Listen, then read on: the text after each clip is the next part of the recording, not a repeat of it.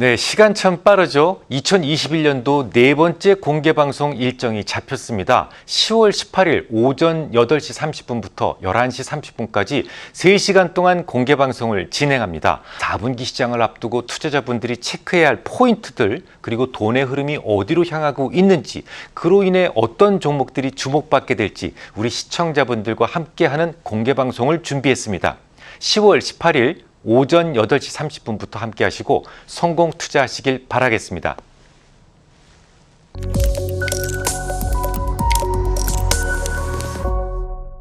안녕하세요. 대박천국 프리미엄 황서연입니다. 오늘은 샤프슈터 박문환 파트너가 현재 물가 상승에 따른 미중 경제 전망, 그리고 기술적 분석에 따른 저점 신호를 주제로 강의 준비했다고 합니다. 그럼 박문환 파트너의 스페셜 리포트 지금 바로 시작합니다.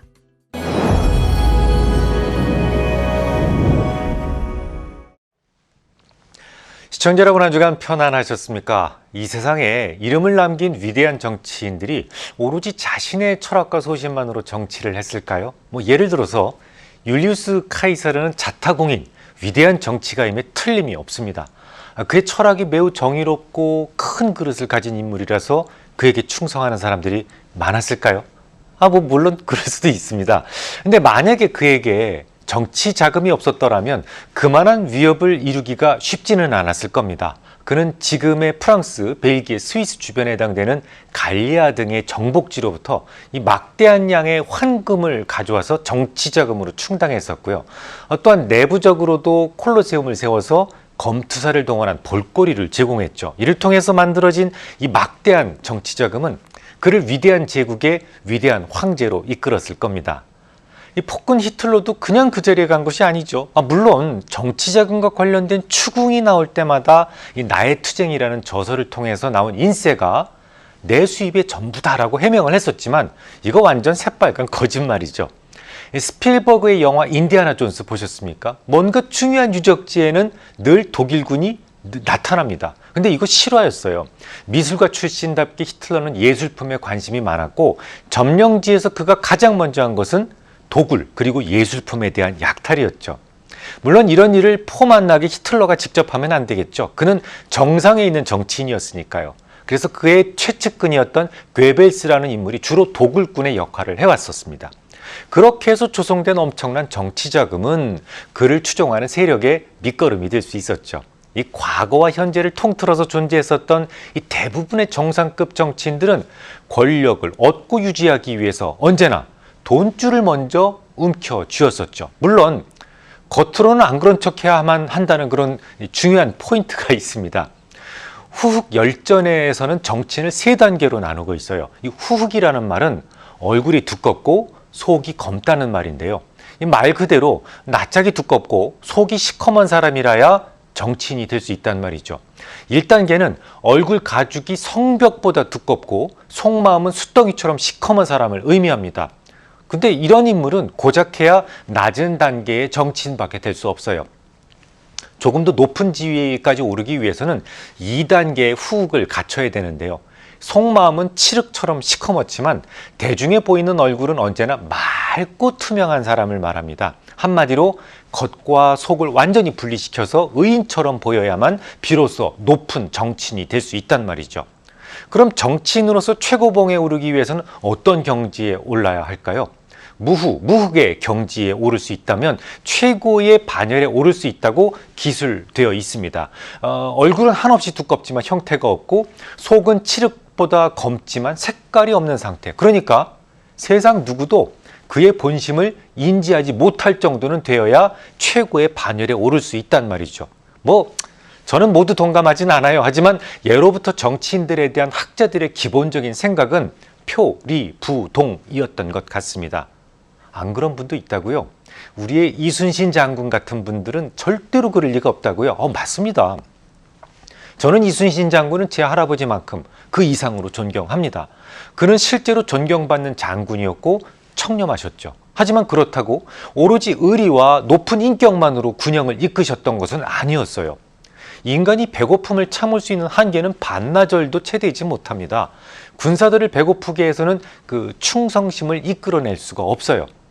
실제로 난중일기에 보면 포업, 자염, 도옹 이런 말들이 자주 등장하는데요. 포어는 물고기를 잡는 것을 의미하고요. 자염은 소금을 만드는 일입니다. 도옹은 질그릇을 만드는 사람을 의미하죠. 1년이라는 시간이 들어갈 만한 이 농경을 제외하고는 당시 경제에서 가장 빠르게 돈이 될 수 있는 부분들을 대부분 석권하고 있었단 말이 됩니다. 이를 통해서 병사들을 배불리 먹이는 데 힘을 쓰셨기 때문에 그는 최고의 장군 지위를 유지할 수 있었던 것이죠.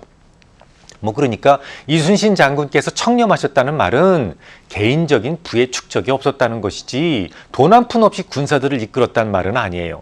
돈 없이 정치를 하는 것은 하찮은 사상 누각조차 만들 수 없습니다. 아니 누가 돈 없는 리더를 단지 의리로만 따르겠습니까? 하지만 세상 사람들은 정치인들이 모두 청렴하기를 원합니다. 또 그렇게 믿고 있어요. 그러다 보니까 정치인들은 페르소나를 뒤집어 쓰고 있을 수밖에 없어요. 겉으로는 청렴한 척하면서 뒤로는 측근들을 통해서 돈을 모아야만 생존할 수 있기 때문이었죠. 그래서 이 세상의 정치는 딱 두 부류라고 보시면 됩니다. 비리를 들킨 정치인, 비리를 들키지 않은 정치인. 그런 점에서 달러도 똑같습니다. 달러는 세상의 모든 사람들이 쓰는 최고위의 결제 통화입니다. 속은 시커멓지만 누구도 그 사실을 몰라야만 하고 얼굴이 두껍지만 형태가 없어야만 하죠. 그야말로 무흙의 경지에 있어야만 기축통화가 될 수 있는 것이죠. 생각해 보세요. 만약 과도하게 발행된 달러 때문에 물가가 막 치솟고 있다라고 세상 사람들이 생각을 한다면 말이죠. 달러는 신뢰를 잃게 되고 즉시 존속 가치가 사라지게 됩니다. 하루에도 엄청난 결제 수요가 있는데요. 무역 같은 것들을 통해서 그 수요를 감당해 줄 수 있는 도구가 사라지게 되면요. 세상은 형언할 수 없을 정도의 큰 혼란이 오게 되겠죠. 실제로 지금 월가에서는 거의 대부분의 전문가들이 무슨 플레이션 논쟁 중에 있어요. 스태그플레이션 혹은 인플레이션 위험에 있다, 도달해 있다. 수위에 엄청난 위험 수위에 도달해 있다. 그런 거죠. 골드만삭스의 CEO도 그랬고 IMF의 수석 이코노미스트인 기타 고피나트도 물가가 단기적으로 그칠 문제가 아니다. 자칫 연준의 통제력 상실 가능성이 있다라고까지 경고합니다. 그런데 이게 그냥 말로만 경고하는 게 아니에요. 사실은 실제로 인플레 수합선 거래에서 보여주는 향후 5년에서 10년간의 시장을 보면 연준이 인플레 통제력을 상실할 수도 있음을 강하게 암시하고 있으니까요. 그럼 지금 물가는 왜 오르는데요? 당연하죠. 달러가 너무 과도하게 발행되었기 때문이지 않습니까? 그럼에도 달러는요. 난 아무 죄가 없어 라면서 시침이 뚝 잡아떼고 있어야만 하는 겁니다. 당연히 고고함을 유지하기 위해서는요.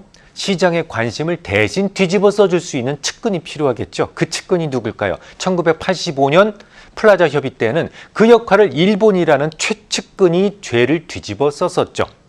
당시 일본은 글로벌 공급망에서 가장 중요한 역할을 하고 있었는데요. 일본이 전자부품 가격을 대대적으로 올리는 바람에 물가 상승이 온 것으로 이 주류 언론들은 몰아갔습니다. 대중들은요. 그냥 그대로 믿을 수밖에 없었죠.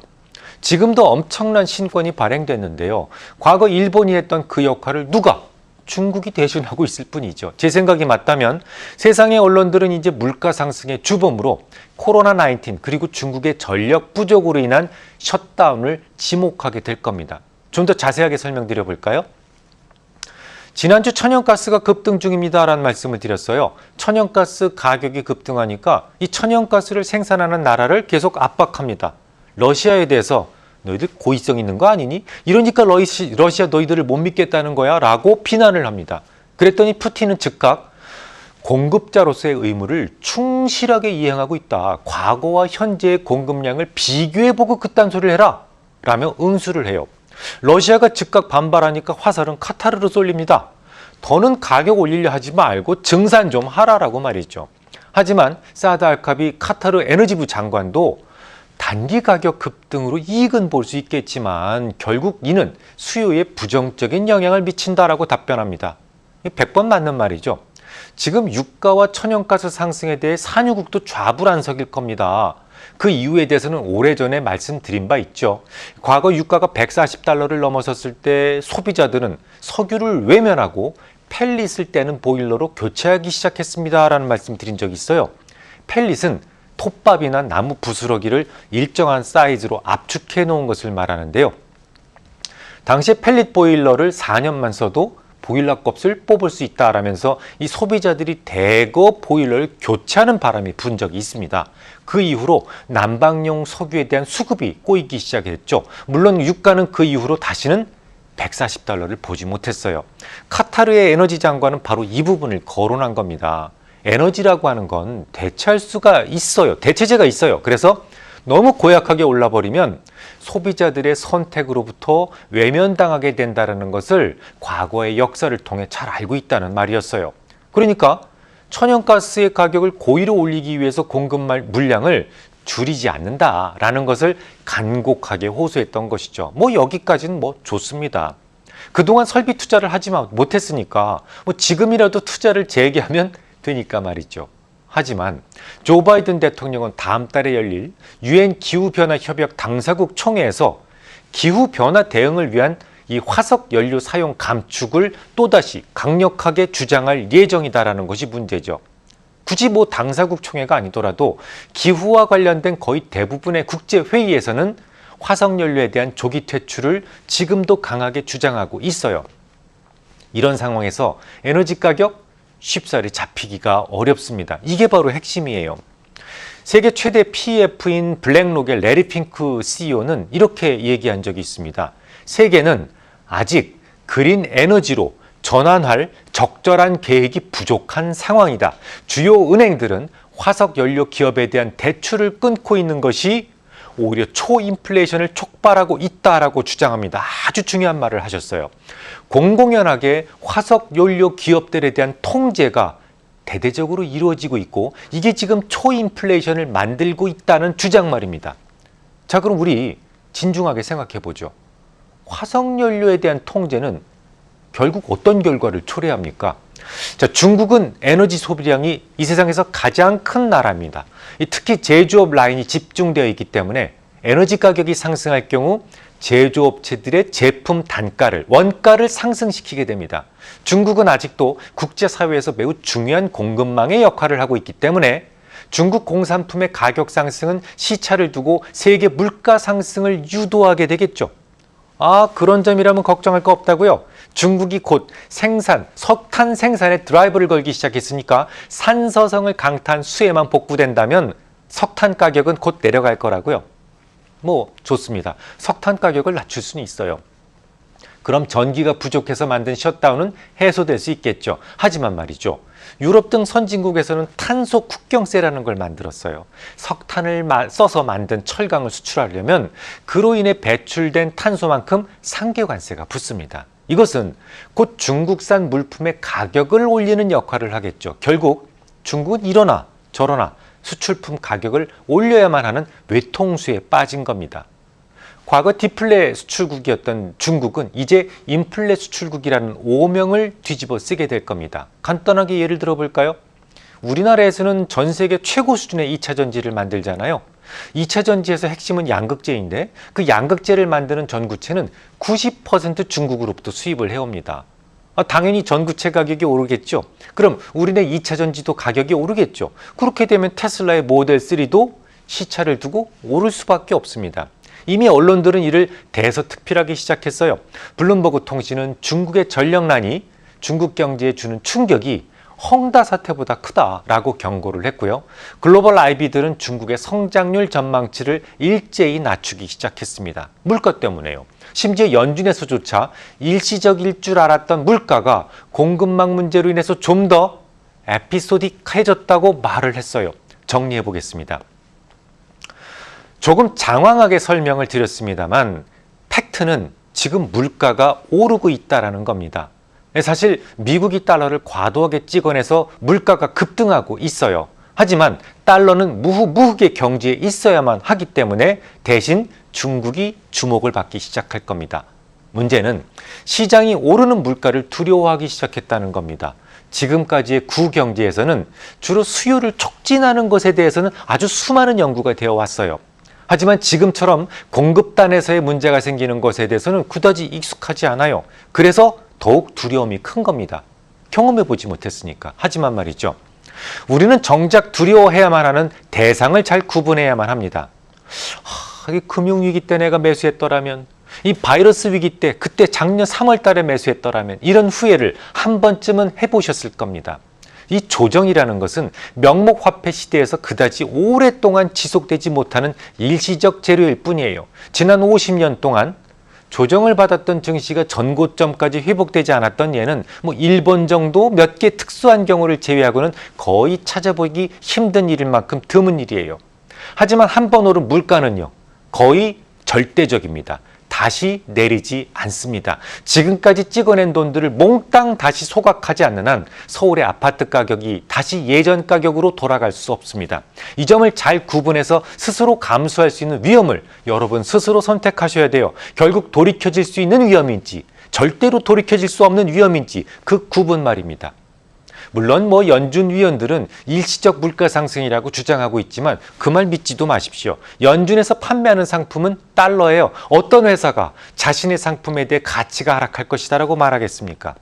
앞으로 물가는 여러분이 상상하시는 것보다 훨씬 더 많이 오를 겁니다. 그러니 여러분들이 현재 수준의 구매력을 유지하기 위해서는 오로지 두 가지의 방법만 남아 있습니다. 지금보다 훨씬 더 월급을 많이 주는 회사로 1년에 한 번 이상 이적을 하시든가, 아니면 이 무너져가는 현금을 버리고 잘 분산된 안전한 투자차를 적극적으로 찾아내셔야만 합니다. 지난주에는 제가 PVC 관련주를 소개해드렸었죠. 결과가 좋아서 다행입니다. 이번 주에도 관심 업종을 하나 말씀드릴까 합니다. 저는 지난 10월 6일에 고객들을 위해 제공하는 모델 포트폴리오의 자동차를 두 종목 편입시켰어요. 이유는 10월 초에 딱 그래야만 하는 뉴스가 있었기 때문입니다. 항상 눌렸던 주가가 반등을 시작할 때는 그 누르던 악재가 해소되거나 희석되어야만 가능한 일이죠. 이 자동차가 지금까지 약세를 보였던 이유가 뭡니까?